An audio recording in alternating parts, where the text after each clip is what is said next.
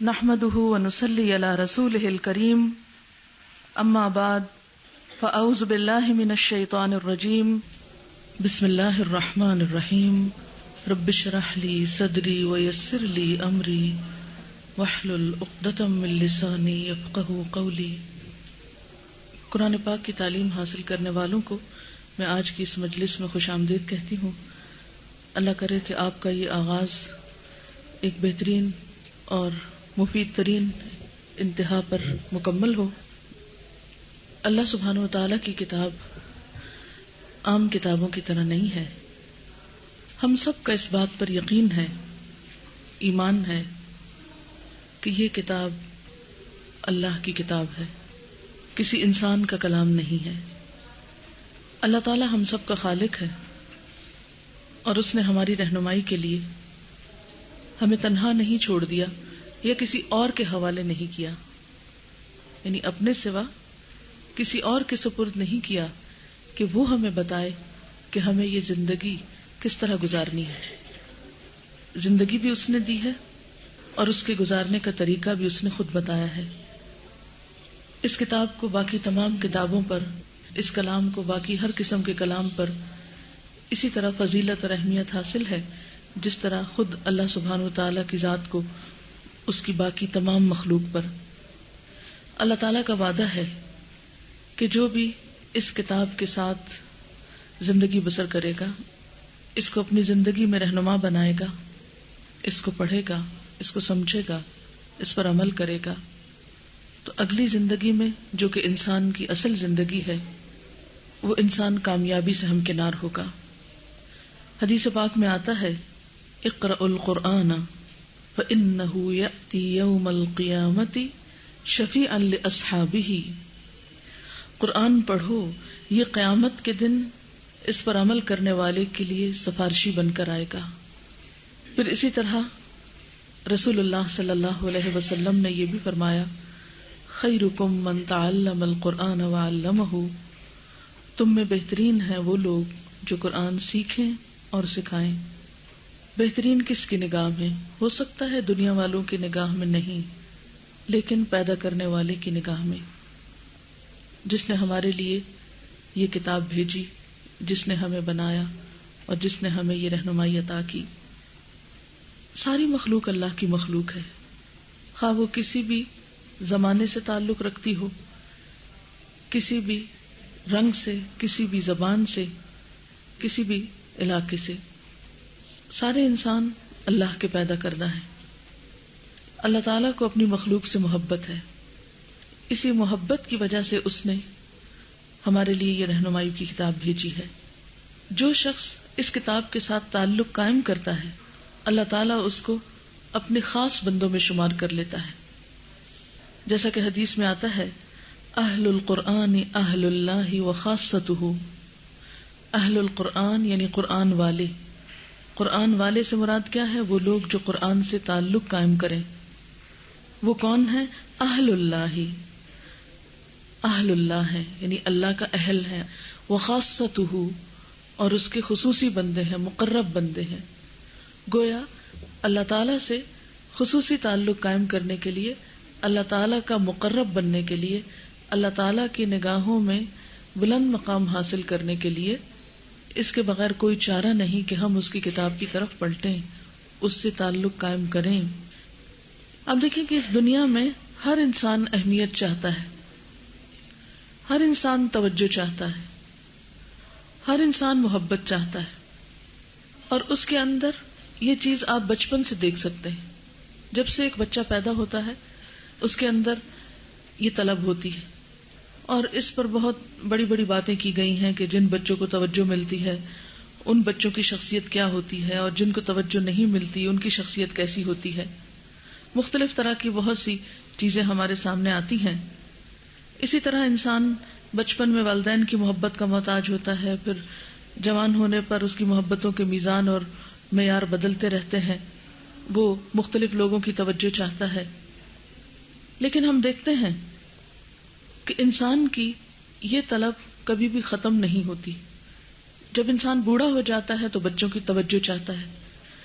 زندگی کے مختلف سٹیجز پر انسان مختلف طرح سے توجہ حاصل کرنے کی کوشش کرتا ہے، لیکن ہم دیکھتے ہیں کہ ہم جس کی توجہ حاصل کرنے کی کوشش کرتے ہیں وہ بھی تو ہماری طرح کے انسان ہوتے ہیں.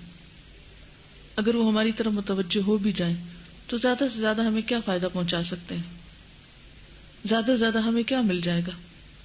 ٹھیک ہے، اس سے ایک فرق ضرور پڑتا ہے کہ ایک بچہ جو ماں باپ کی گود میں پلے، ان کی توجہ میں پلے، اور ایک بچہ جو ان کی توجہ میں نہ پلے. اسی طرح جوان ہونے پر انسان جن لوگوں کی توجہ چاہتا ہے ان سے توجہ ملے یا نہ ملے، اس سے ایک فرق تو ضرور پڑتا ہے. اسی طرح بڑھاپے میں انسان جن کی توجہ چاہتا ہے ان کی طرف سے توجہ ملتی ہے. مثلا جن والدین کے بچے یا اولاد ان کی طرف توجہ دیتی ہے، ان سے محبت کرتی ہے، ان کے احساسات، ان کے جذبات فرق ہوتے ہیں. اور جن کے بچے ان کو پوچھتے بھی نہیں ہیں، ان کا بڑھاپا بڑا تلخ ہو جاتا ہے. اس سے فرق پڑتا ہے. لیکن حقیقت یہ ہے کہ یہ سارے انسان جن پر ہم ڈپینڈ کرتے ہیں، جن پر ہم بھروسہ کرتے ہیں، ایک کے بعد ایک چھوڑتا چلا جاتا ہے، ایک کے بعد ایک سہارا عارضی ثابت ہوتا ہے. ایسے میں انسان جب اپنی مرضی کی چیز نہیں پا سکتا پھر کئی جھنجھلاہٹوں کا شکار ہوتا ہے، الٹا اپنے آپ کو نقصان پہنچانے لگتا ہے. تو پھر وہ کرے تو کیا کرے؟ وہ کون سی چیز ایسی ہو کہ جس کا سہارا وہ تھام لے، ایسا سہارا کہ جسے کبھی نہیں ٹوٹنا، وہ سہارا کہ جو کمزور نہیں، جس کی توجہ اس کو حاصل ہو جائے، کہ جو توجہ پر کبھی ختم نہیں ہو سکتی. تو جو انسان اس منزل یا اس مقام کو پہنچ جاتا ہے، حقیقی معنوں میں وہی مطمئن پرسکون اور خوشحال زندگی بسر کرتا ہے. اور وہ ہستی جو ہمیں حقیقی معنوں میں سہارا دے سکتی ہے وہ اللہ رب العزت ہی کی ہستی ہے. لیکن بات یہ ہے کہ جس طرح انسانوں کی توجہ حاصل کرنے کے لیے انسان مختلف کام کرتا رہتا ہے. بچے آپ دیکھیں اپنی معصوم اداؤں کے ساتھ والدین کی توجہ لیتے ہیں. اسی طرح بڑھاپے میں والدین جو ہیں وہ اپنے بڑھاپے اور کمزوری کی وجہ سے اپنی اولاد کو اپنی طرف متوجہ کرتے ہیں. لیکن اللہ تعالیٰ کی توجہ حاصل کرنے کے لیے، اس کی محبت حاصل کرنے کے لیے ہمیں اس طرح کی کسی بھی حرکت کی ضرورت نہیں. اس کے لیے ہمیں کچھ کام کرنے کی ضرورت ہے، اور ان کاموں میں اہم ترین کام اس کی کتاب، اس کی بات، اس کی دی ہوئی چیز کے ساتھ ایک خاص تعلق قائم کرنا. صرف سوچ کا ہی نہیں، صرف زبانی کلامی نہیں، بلکہ عملی تعلق، حقیقی تعلق، کہ جو ہماری زندگی میں پھر محسوس بھی ہو، خود ہمیں بھی محسوس ہو اور ہمارے آس پاس کے لوگوں کو بھی محسوس ہو کہ ہاں واقعی ہم ان لوگوں میں سے ہیں جنہیں اللہ تعالیٰ اپنے خاص بندے کہتا ہے. کیونکہ اہل القرآن اہل اللہ وخاصتہ، اہل قرآن اللہ کے خاص بندے، اس کے مقرب بندے ہیں. جس کو بھی انسانوں میں سے یہ مقام مل جائے کہ اللہ تعالیٰ اسے اپنا خاص بندہ کہے، اسے اپنا مقرب بنا لے، پھر اس کے بعد اس کی زندگی میں کس چیز کی کمی ہو سکتی؟ جس کو اس پوری کائنات کے رب کی خصوصی توجہ مل جائے، پھر اس کی زندگی میں کیا کم ہو سکتا ہے؟ کچھ بھی نہیں. لیکن بات یہ ہے کہ ہمیں جس اصل ہستی کی طرف متوجہ ہونا ہے، جس اصل نقطے کی طرف اپنی توجہ مرکوز کرنی ہے، جس سہارے کو تھامنا ہے. ٹریجڈی یہ ہے کہ ہم اسی کو چھوڑے ہوئے ہیں اور ادھر ادھر گھوم رہے ہیں، اور نتیجتاً ایک کے بعد ایک غم اٹھاتے ہیں، ایک کے بعد ایک دھچکا ہم کو لگتا ہے، ایک کے بعد ایک پریشانی ہوتی ہے، حاصل کچھ نہیں ہوتا. قرآن پاک میں اللہ سبحانہ وتعالیٰ فرماتے ہیں وَمَا خَلَقْتُ الْجِنَّ وَالْإِنسَ إِلَّا لِيَعْبُدُونَ، کہ میں نے جن و انس کو اپنی عبادت کے لیے پیدا کیا ہے. یعنی ہمیں ایک خاص کام کے لیے بنایا گیا ہے، اور ہم سب کچھ کر رہے ہیں سوائے اس خاص کام کے. کیا کر رہے ہیں؟ پھر اپنے آپ پہ بھی ظلم کر رہے ہیں. یعنی جب اس نے ہمیں بنایا تھا اپنے لیے اور ہم اسی کے نہیں بنے اور اوروں کے بنتے رہے، کبھی مال و دولت کے بندے بنے، کبھی انسانوں کے بندے بنے، کبھی دنیا کی شہرت کے بندے بنے، کبھی کسی چیز کے، کبھی کسی چیز کے. تو اب آپ خود سوچئے کہ جس کا ہمیں بننا تھا اسی کے ہم نہیں بنے اور باقی سب کے بننے کی کوشش کرتے رہے، جو چیزیں ہمیں ظاہری طور پر نظر آتی رہی انہی کے طلسم میں ہم پھنستے رہے یا انہی کے پھندے میں آتے رہے، تو پھر ہمیں چین کہاں سے آتا، سکون کہاں سے ملتا؟ اچھا، تو کیا اس بات کا مطلب یہ ہے کہ پھر ہمیں دنیا میں کسی اور سے محبت کرنی ہی نہیں چاہیے، کسی اور کے ساتھ تعلق رکھنا ہی نہیں چاہیے، کسی اور کو اہمیت دینی ہی نہیں چاہیے، یا کسی سے کسی طرح کے کوئی تعلق کی ضرورت نہیں؟ نہیں، ایسی بات نہیں ہے۔ بات یہ ہے کہ اس کی محبت سب سے اوپر، اس کی اہمیت سب سے زیادہ، اور باقی نمبر 2، باقی ہر ایک اپنے اپنے مقام پر، جو جو مقام اس نے ہم سب کے لیے متعین کیا ہے، مقرر کیا ہے۔ مثلا اس نے ہمارے لیے کیا مقرر کیا؟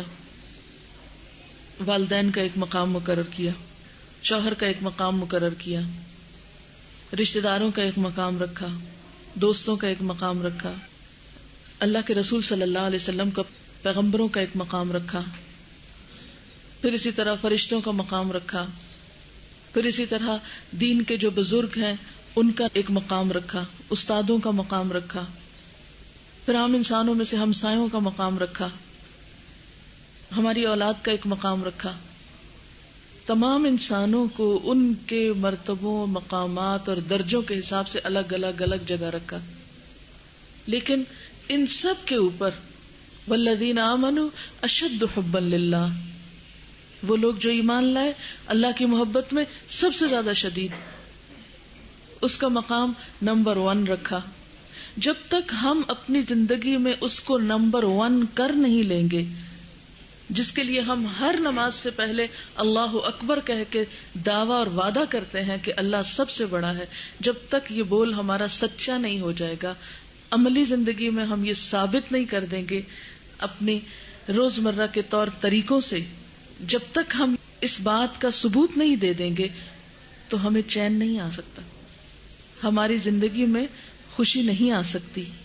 اس لیے ہم سب کو پھر یہ دیکھنا ہے کہ پھر اس کے لیے کرنا کیا ہے۔ اس کے لیے ایک تو وہ طریقہ ہے جو ہم اپنی عام روزمرہ زندگی میں اختیار کیے ہوئے ہیں، کسی نے جو بتا دیا وہ کرنے لگ گئے، کوئی ادھر سے رہنمائی لے لی، کوئی ادھر سے لے لی، کوئی ادھر سے لے لی، لیکن جو اصل رہنمائی کا سورس ہے اس کی طرف توجہ نہیں کی تو نتیجہ کیا ہوگا؟ اس لیے ہمارے لیے نہایت ضروری ہے کہ اپنی زندگی کو اصل نقطے اور اصل مرکز تک لانے کے لیے، اصل مقام تک لانے کے لیے ہم اس کتاب کی طرف رجوع کریں، اور وہ صرف اتنا نہ ہو کہ درس کی حد تک کہ آپ نے چلتے پھرتے کوئی درس سن لیا، کبھی ہفتے میں ایک دفعہ، کبھی کسی جگہ، کبھی کسی جگہ نہیں۔ جس طرح ہم نے دنیا کی اور کتابیں باقاعدہ پڑھی ہیں، آپ ایسا کیوں نہیں کرتے کہ اپنے بچوں کو خود ہی کبھی کسی دن بیٹھ کے میتھس پڑھا دیا کریں، سویرے بیٹھ کے انگریزی پڑھا دی، شام کو بیٹھ کے کوئی سائنس کی کتاب پڑھا دی، کسی وقت کچھ کر دیا، کسی کو، اور کبھی خیال ہے تو کہیں چلو تم لکھنا بھی سیکھ لو، لکھنا بھی اچھا ہوتا ہے، پھر خیال ہے تو کہیں نہیں تم پڑھنا بھی سیکھ لو، چلو ایک زبان سیکھ رہے ہو ایک اور بھی ساتھ سیکھ لو۔ کیا اس بے ترتیب طریقے سے ہم کچھ سکھا پاتے ہیں ان کو؟ کچھ بھی نہیں۔ تو جس بے ترتیب طریقے سے ہم اللہ کی کتاب کو پڑھتے ہیں، اس سے بھی وہ پوری طرح بات نہیں بنتی۔ پھر اسی طرح ہم دیکھتے ہیں کہ عام طور پر ہم جیسے کھانا کھاتے ہیں، کھانا کھانے کے 2 طریقے ہوتے ہیں۔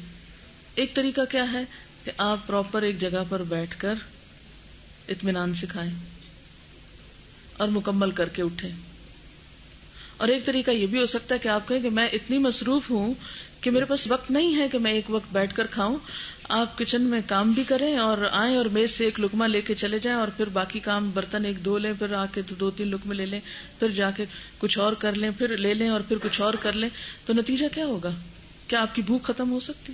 چاہے آپ دگنا کھا لیں، کیا وہ آپ کے جسم کا حصہ بن سکتا ہے؟ کیا آپ کو اس سے وہ بہترین صحت حاصل ہو سکتی ہے کہ جو ایک کھانا کھانے کے نتیجے میں انسان کو ہوتی ہے؟ نہیں۔ تو جب ہم دنیا کی تعلیم کے لیے ایک ترتیب ملحوظ رکھتے ہیں، جس طرح ہم اپنے روزمرہ کی جسم کی غذا کے لیے ایک سسٹم اور ڈسپلن کو فالو کرتے ہیں، کیا اللہ کی کتاب اس بات کی مستحق نہیں کہ ہم اس کے لیے بھی اپنی زندگی کا کچھ وقت اتنا ضرور نکالیں کہ جس میں ہم ایک سسٹم اور ایک ڈسپلن کے ساتھ بیٹھ کر اللہ کی کتاب کو سیکھیں اور سمجھیں اور اس کو اپنے اندر جذب کریں، اس کے بارے میں آپس میں گفتگو کریں، ایک ماحول پیدا کریں، کیونکہ ہر کام کے لیے ایک ماحول چاہیے ہوتا ہے نا. آخر آپ ایسا کیوں کرتے ہیں کہ شادی کا موقع ہو تو آپ گھر میں پھول لگاتے ہیں، بعض لوگ لائٹیں لگاتے ہیں، بعض لوگ کچھ اور طرح کی ڈیکوریشن کرتے ہیں، پھر خاص دلہن کے کمرے کو سجاتے ہیں؟ کیا ہے؟ شادی ہے نا. شادی اس چیز کا نام تو نہیں کہ آپ بتیاں لگائیں یا آپ کو بہت ڈیکوریشن کریں. شادی تو نام ہے دو لوگوں کا نکاح پڑھانے کا. نہیں، خوشی کے موقع کو بھی سیلیبریٹ کرنے کے لیے آپ ایک انوائرمنٹ کریٹ کرتے ہیں. اسی طرح جب کوئی بھی اور خاص موقع ہوتا ہے، مثلا گھر میں کوئی مہمان آ رہے ہیں، تو آپ کی روز کی روٹین کا تو نہیں چلتا سلسلہ، اس میں آپ ایک خاص ماحول بناتے ہیں کہ آج مہمان آ رہے ہیں، یہ کرسی یہاں رکھ دو، یہ بستر یہاں بچھا دو، یہ کھانے کی میز یہاں رکھ دو، برتن نکال لو. یہ ایک اہتمام ہوتا ہے. اسی طرح اللہ کی کتاب کے لیے بھی ایک اہتمام ضروری ہے کہ آپ باقاعدہ ایک یونیفارم کے اندر ہوں، آپ ترتیب میں بیٹھے ہوئے ہوں، آپ ایک وقت کی پابندی کریں، آپ ایک ڈسپلن کو فالو کریں، آپ آپس میں گفتگو کریں. آپس میں گفتگو کیوں ضروری ہے؟ یعنی طالب علموں کی آپس میں، استاد کی شاگردوں کے ساتھ ایک ڈسکشن، یہ کیوں ضروری ہے؟ بالکل ایسے ہی کہ قرآن پاک آپ جانتے ہیں کہ دل پر اترا ہے، تو ہمارے دل کی جتنی باتیں ان کو ہم دوسروں کے ساتھ شیئر کرنا چاہتے ہیں. یہ بھی ایک قدرتی فنامنا ہے. آپ خوش ہوتے ہیں، آپ شیئر کرنا چاہتے ہیں، آپ غمگین ہوتے ہیں، آپ شیئر کرنا چاہتے ہیں، آپ کوئی دکھ بھری خبر سنتے ہیں، آپ شیئر کرنا چاہتے ہیں. تو جب تک آپ شیئر نہیں کرتے اس وقت تک بات نہیں بنتی. تو یہاں پر جب آپ اکٹھے ہو کر پڑھتے ہیں تو آپ کو شیئر کرنے کا بھی ایک موقع ملتا ہے، آپ کو اپنے جذبات کے اظہار کا بھی موقع ملتا ہے.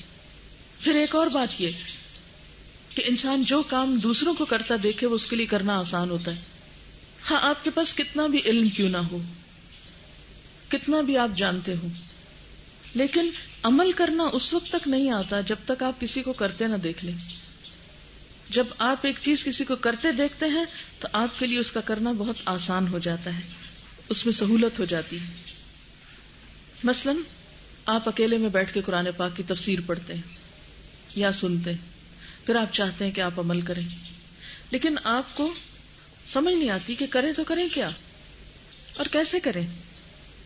ایسے میں پھر جب آپ دوسروں کو کچھ کرتے ہوئے دیکھتے ہیں تو آپ کا حوصلہ بڑھ جاتا ہے. اچھا، اس نے کر لیا تو میں کیوں نہیں کر سکتی؟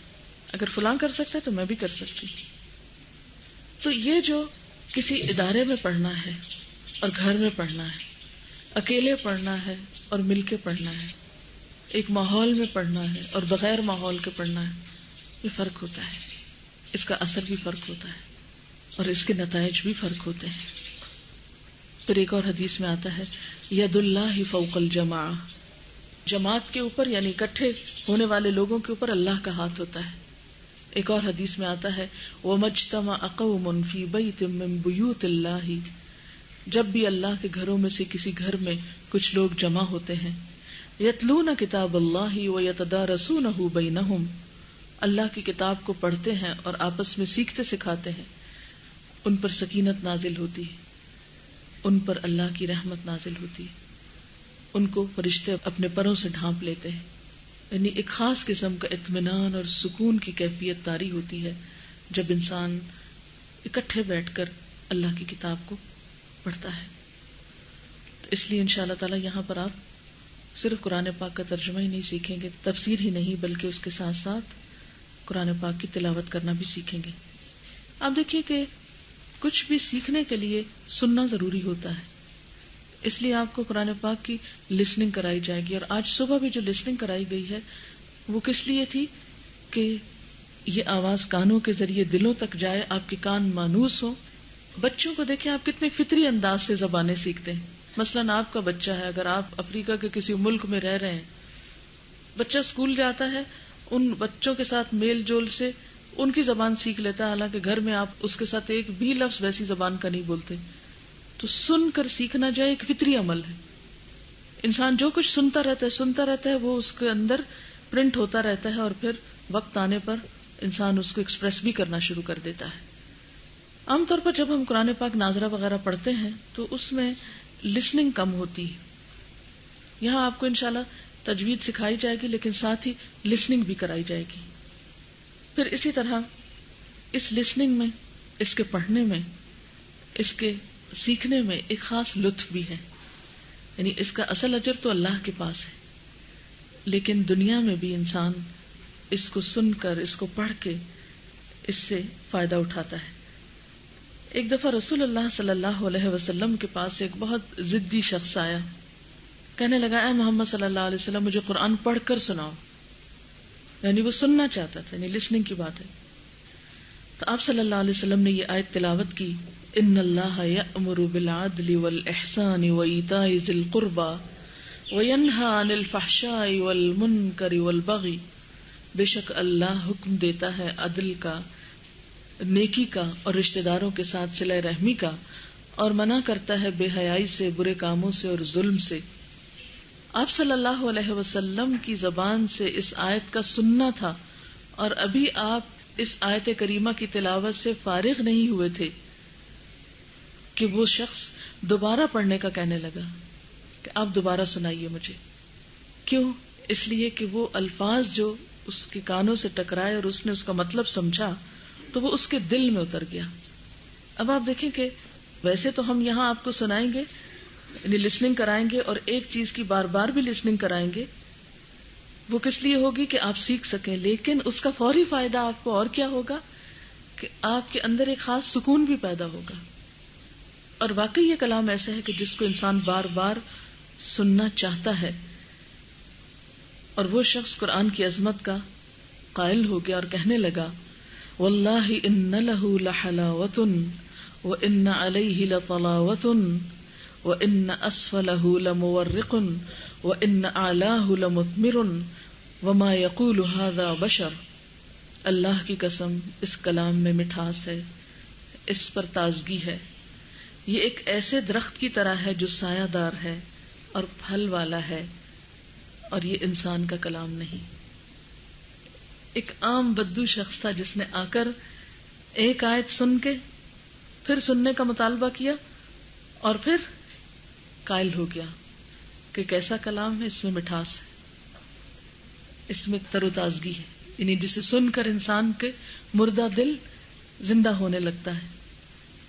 یہ یوں لگتا ہے جیسے زندگی کی دھوپ میں انسان کسی سایہ دار درخت کے نیچے جا بیٹھا ہے اور بھوک میں کسی پھل سے اپنی بھوک کی تڑپ کو مٹا رہا ہے. اور یہ حقیقت ہے کہ یہ کسی انسان کی بات ہے نہیں. اب اس کلام کے پڑھنے کے کچھ ادب ہیں، چند ایک کا ذکر میں آج کروں گی، باقی یہ کہ انشاءاللہ آپ وقت کے ساتھ ساتھ قرآن خود آپ کو بتائے گا کہ آپ کو کیا کرنا ہے. پہلی بات تو یہ ہے کہ قرآن پاک کی تلاوت بہترین حالت میں ہونی چاہیے. بہترین حالت سے مراد کیا ہے کہ انسان کمفرٹیبلی بیٹھا ہو، صاف ستھرا ہو، پاکیزہ ہو. یعنی اس کے لیے ایک اہتمام کرنا چاہیے. ویسے تو یہ کہ قرآن پاک کسی وقت بھی پڑھ سکتے ہیں، لیکن اگر آپ اس سے زیادہ فائدہ اٹھانا چاہیں تو کیا کریں؟ اس کے لیے تیار ہو کر بیٹھیں. آپ روزانہ صبح گھر سے نکلیں گے، تیار ہو کر نکلیں گے، صاف کپڑے پہنیں گے، جسم کو صاف کریں گے، وضو کریں گے، اور اہتمام کے ساتھ یعنی کنگھی وغیرہ کر کے.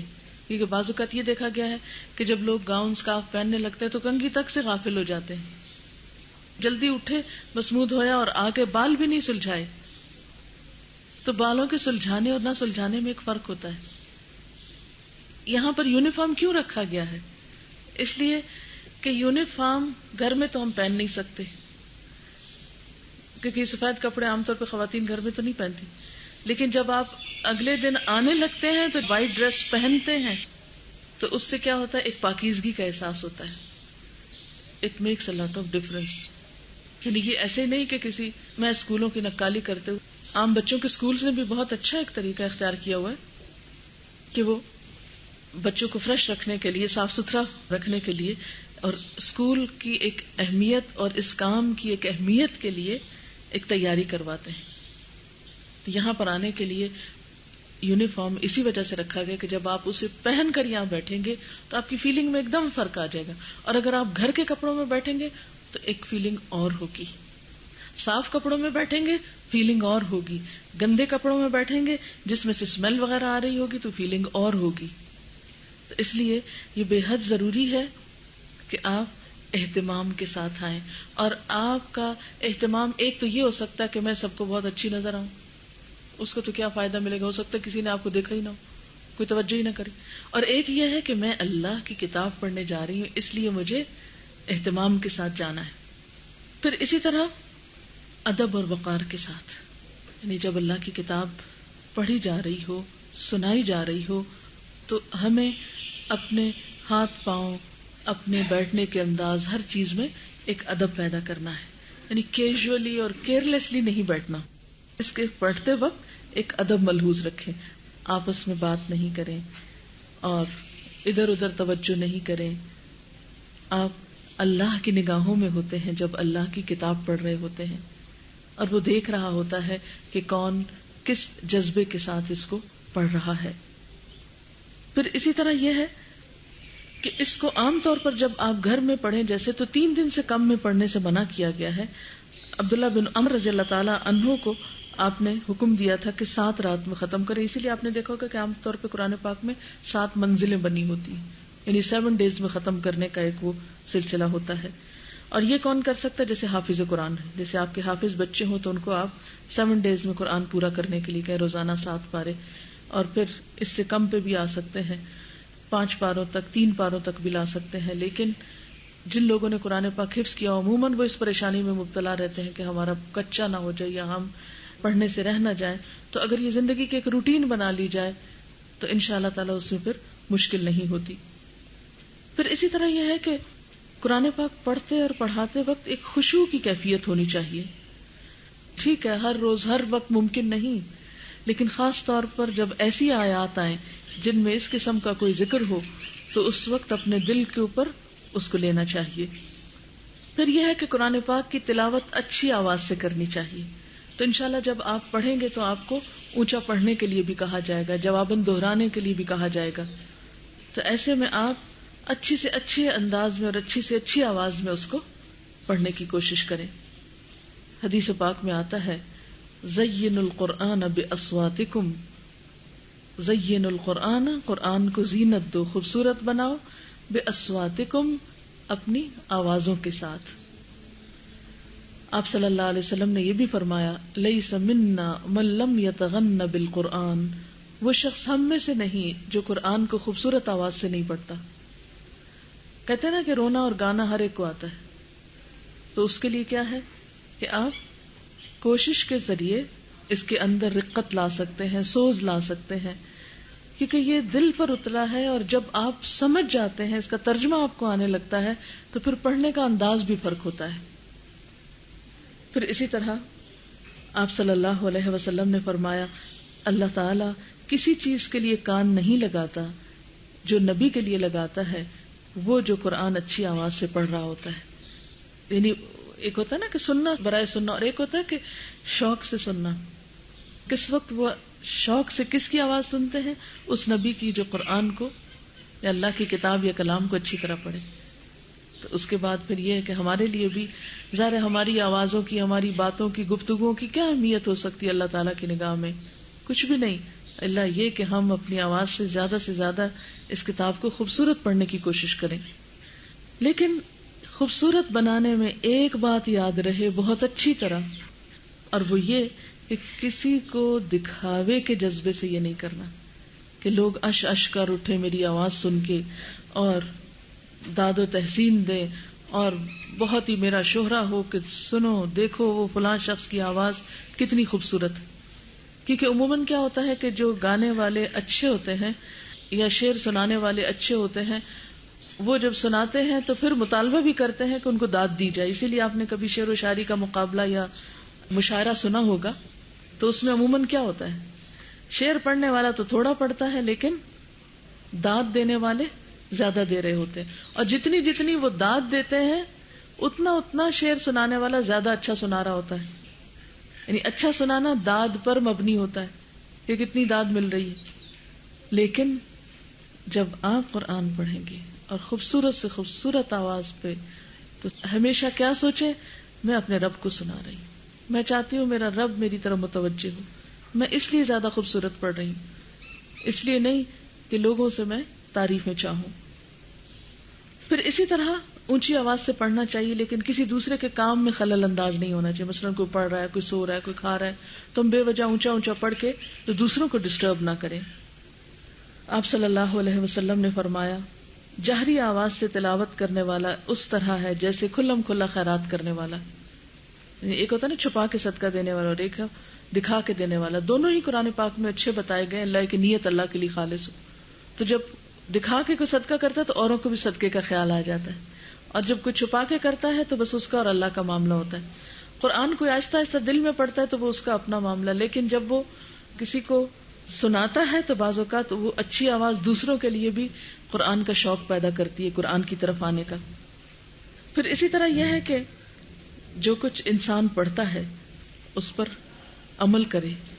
اور آپ دیکھیں گے کہ روزانہ نئی بات ایک عمل کی انسان سیکھتا ہے، اور روزانہ تھوڑی تھوڑی کوشش کرتے رہے، اور انشاءاللہ آپ کو طریقے بھی بتائے جائیں گے کہ کون سی چیز کس طرح عمل میں لائیں.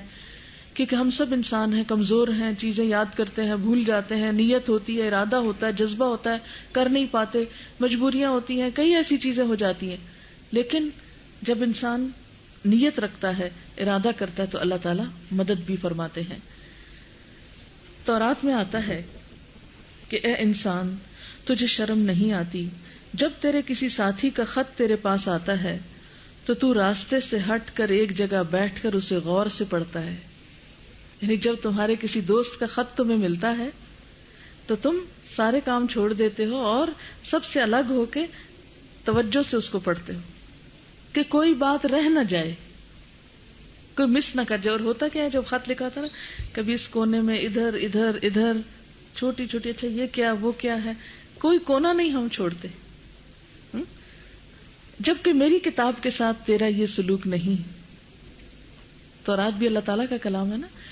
میں نے اپنی کتاب میں بات واضح کر کے بیان کر دی ہے اور بار بار ایک بات کو دہرایا ہے تاکہ تو اس کا طول و عرض اچھی طرح سمجھ لے. آپ دیکھیں کہ قرآن پاک میں بھی ریپیٹیشن بہت ہے، اور یہ کس لیے ہے؟ تاکہ اچھی طرح سمجھ لے بات کو. مگر تو اس سے اعراض کرتا ہے، یعنی منہ موڑ لیتا ہے.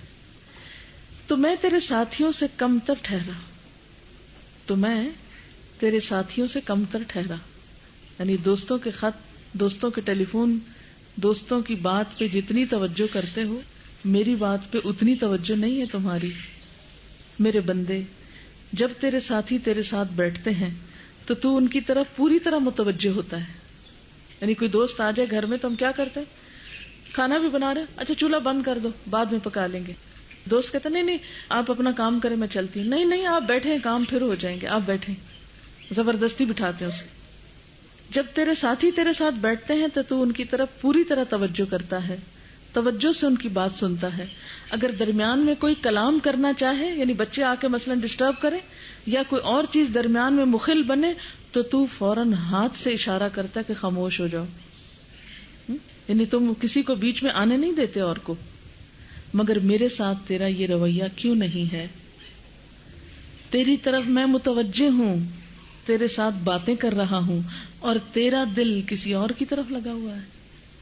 یعنی قرآن پڑھتے وقت ہمارا حال کیا ہوتا ہے کہ قرآن ہمیں سنایا جا رہا ہے اور ہمارا دل گھر کی باتیں سوچ رہے ہیں، ادھر ادھر کی سوچ رہے ہیں. کیا تو مجھے اپنے بعض ساتھیوں سے بھی کمتر جانتا ہے؟ تو کوشش یہ کرنی چاہیے کہ جب آپ کلاس میں بیٹھے ہوں، سنایا جا رہا ہو، تو آپ توجہ سے سنیں. بعض اوقات ایسا ہوتا ہے نا کہ کوئی ساتھ بیٹھا ہوا شخص ہلا کے کوئی بات کرے گا یا لکھ کے باتیں کرتے ہیں بعض اوقات اسٹوڈنٹس تفسیر کے دوران. کیونکہ ہوتا یہ کہ بعض باتیں قرآن کی ایسی ہیں کہ وہ یوں لگتا ہے جیسے ہمارے پول کھل رہے ہیں. کیونکہ اللہ تعالیٰ نے ہمیں بھی بنایا نا، کوئی چیز نہیں چھوٹی. حیران کن کتاب ہے. آپ کی سوچ میں کوئی بات آئے گی، قرآن میں جواب آئے گا. زندگی میں کوئی مسئلہ آئے گا، قرآن جواب دے گا. آپ کو کوئی آئندہ چیز آنے والی ہے، قرآن پہلے سے اس کے لیے آپ کو تیاری کرا دے گا. حیرت ہوتی ہے بعض اوقات کہ یہ کون ہے جس کو اتنا پتا ہے. یہ اللہ ہی کی ذات ہے, اسی کو ہمارے ظاہر باطن آئندہ حال ہر چیز کی خبر ہے. اس لیے اس نے ایک ایسی کتاب بھیجی ہے جس کا مقابلہ دنیا کی کوئی کتاب نہیں کر سکتی, نہ ہی اس کا جواب کوئی چیز لا سکتی. اللہ تعالیٰ نے 1400 سال پہلے چیلنج کیا تھا, لیکن آج تک اس چیلنج کا جواب کوئی نہیں دے سکا. یعنی صرف الفاظ اور معنی کے اعتبار سے ہی نہیں, بلکہ اس اعتبار سے بھی کہ جو انسان سوچتا ہے, جو انسان کی نفسیات ہے, جو انسان کی خواہش ہے, یہ اس کے مطابق ہر چیز کا جواب اس کو دیتی. کچھ عرصہ پہلے ایک انڈین کرسچن جو تھی, میں جب رمضان میں دورہ قرآن کروا رہی تھی دبئی میں, تو وہ وہاں پر موجود تھی. تو وہ میرے پاس آئی تو کہنے لگی کہ میں کچھ ریسرچ کر رہی ہوں اسلام کے بارے میں, تو مجھے کسی نے یہ بتایا ہے یا اس نے پڑھا ہے کہ قرآن جیسی اور کوئی کتاب نہیں. تو مجھے یہ بات سمجھ نہیں آ رہی کہ اس کا کیا مطلب ہے کہ اور کتاب نہیں, کس لحاظ سے اور نہیں, اس کو آپ میرے لیے ایکسپلین کریں. تو میں نے اس کو بتایا کہ نمبر 1 تو یہ کہ جس طرح الفاظ کا چناؤ ہے, ایسے الفاظ کا چناؤ کسی اور عرب اسکالر نے اپنی کسی عربی کی کتاب میں نہیں کیا, نہ کوئی کر سکتا ہے. آپ یہ بھی قرآن میں دیکھیں گے. پھر اسی طرح ماضی, حال اور مستقبل کی جو باتیں اس کتاب میں وہ کہیں نہیں. پھر جو لینگویج کا سٹائل ہے اور ردم ہے اور خوبصورتی ہے وہ کہیں اور نہیں, اس انداز سے نہیں. کیونکہ جب ہم ردم لاتے ہیں کلام میں تو وہ بعض اوقات بےمعنی ہونے لگتا ہے. معنی لاتے ہیں تو آپ نے دیکھا ہوگا کہ میننگ فل شاعری عموماً شاعری کے وزن پہ کم ہی اترتی ہے. وہ کھینچ تان کی شاعری بنائی ہوئی ہوتی ہے, لیکن وہ اصل شعر و شاعری والا مزہ نہیں ہوتا اس میں. لیکن یہ کلام ایسا ہے کہ جہاں الفاظ خوبصورت ہیں وہاں معنی بھی بڑا زبردست ہے. پھر اسی طرح یہ ہے کہ دنیا میں اور جتنے بھی علوم ہیں وہ انسانی سائیکالوجی اور انسانی نفسیات اور انسانی ذہن میں اٹھنے والے سوالات اور انسانی طبیعت اور انسانی جذبات کی وہ عکاسی نہیں کرتی جو یہ کتاب کرتی ہے. کوئی چیز ایسی نہیں کہ جس کا ذکر اس کتاب میں موجود نہ ہو. اور یہ بات میں صرف مبالغے یا جذبات میں آ کے نہیں کہہ رہی, آپ خود محسوس کریں. بعض اوقات آیت کا حصہ, بعض اوقات اس کا بھی ایک حصہ ایک ایسے بڑے نقطے کو کھول جاتا ہے, زندگی کے بڑے سے بڑے مسئلے کو آرام سے وہ گرا کھول کے رکھ دیتا ہے. یہ ہے اصل مسئلہ. اور انسان حیران ہوتا ہے, اچھا یہ بات بھی قرآن میں. یعنی ابھی تک میں جو روز پڑھاتی تو میں روز سوچتی اچھا یہ بھی لکھا ہوا ہے, یہ بات بھی ڈسکس ہوئی ہے, یہ بھی ہوئی ہے. یوں لگتا ہے کہ کچھ نہیں چھوٹا. تو اس لیے قرآن پاک میں بذات خود آپ کو رہنمائی ملتی جائے گی کہ آپ نے اس کے ساتھ معاملہ کیا کرنا ہے. اور قرآن پاک پڑھنے والے, جیسے کہ شروع میں نے کہا تو اور آخر میں بھی وہی بات کروں گی کہ اللہ کے خاص بندے ہوتے ہیں, اللہ والے ہوتے ہیں. لہذا اللہ والوں میں اللہ تعالیٰ کی صفات نظر آنی چاہیے, اور یہ اسی وقت ہو سکتی ہیں کہ جب آپ اس پر عمل کی نیت سے اس کو پڑھیں گے.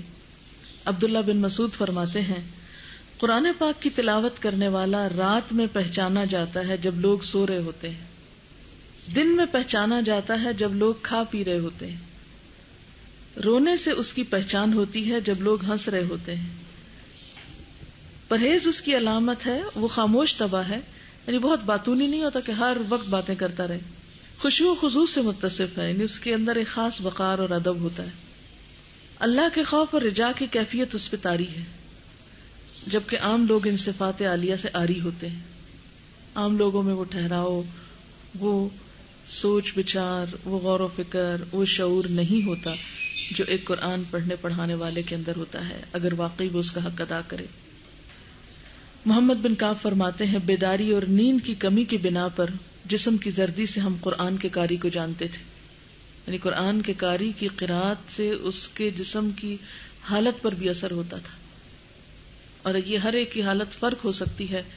مثلا یہ کہ پڑھ پڑھ کے آپ کے بال سفید ہو جائیں یا پڑھ پڑھ کے آپ کی آنکھوں پہ ہلکے پڑ جائیں, کیونکہ لوگ سال بھر آپ کو کہیں گے جب سے تم نے پڑھنا شروع کیا ہے تمہاری تو صحت بڑی کمزور ہو گئی ہے اور تمہارے تو فلاں چیز جو ہے وہ ایسی ہو گئی ہے. بعض اوقات ہم پہ تھوڑا ترس بھی کھاتے ہیں, لیکن بات یہ ہے کہ جب آپ ایک خاص چیز کو اپنی زندگی میں لاتے ہیں تو اس سے زندگی کی وہ جو باقی چیزیں ہیں ان پر کسی نہ کسی حد تک کچھ اثر پڑتا ہے. کسی نے ایک آدمی کو کہا, تم سوتے کیوں نہیں ہو؟ یعنی تم سوتے میں بھی ایسے ہوتے ہو کہ جیسے تم پوری طرح سو نہ رہے. اس نے جواب دیا قرآن کے عجائب نے میری نیند اڑا دی ہے.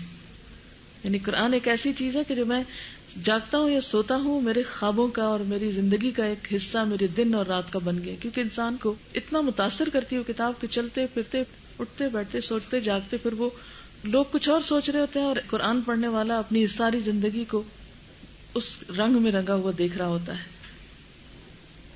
ایک عربی کا شعر ہے منع القرآن بوعدہ ووعیدہ فہموا عن الملک العظیم کلامہ مقل العیون بلیلها لا تہجعوا فہما تذل له الرقاب وتخضع.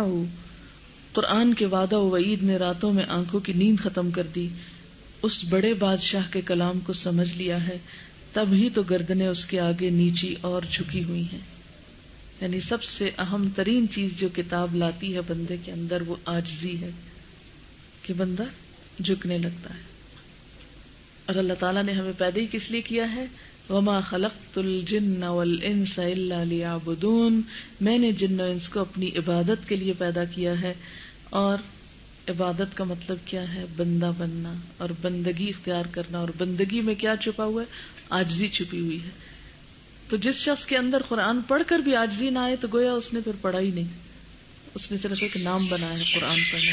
تو اللہ تعالیٰ سے دعا ہے کہ وہ ہمیں اس پر صحیح معنوں میں عمل کی توفیق عطا فرمائے. اب آپ کے ذہن میں کوئی سوال ہو تو آپ کر سکتے ہیں. مزید کورس کے بارے میں پوچھنا ہو تو آپ پوچھ سکتے ہیں.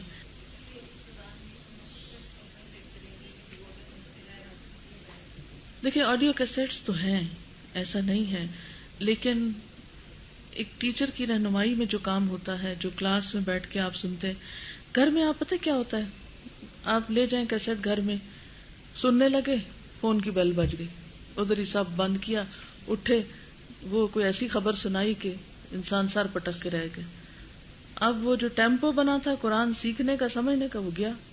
اچھا پھر بیٹھے, دروازہ بج گیا, وہ فلاں آ گئے, وہ مہمان آ گئے, سب کتابیں بند کرو, اٹھو اب کھانا بناؤ, گیا کام. ابھی شروع کیا, اتنے میں کہیں جانے کا ٹائم ہو گیا یا کوئی اور لینے آ گیا. وہ ٹیمپو ہی نہیں بنتا. کبھی کبھار تو مجبوری میں, انتہائی اشد مجبوری میں ٹھیک ہے. ایسا نہیں ہے کہ آپ کچھ حصہ پڑھ لیں, کچھ نہ پڑھیں, کچھ خود ہی ترجمہ پڑھ لیں, کچھ نوٹس لے لیں.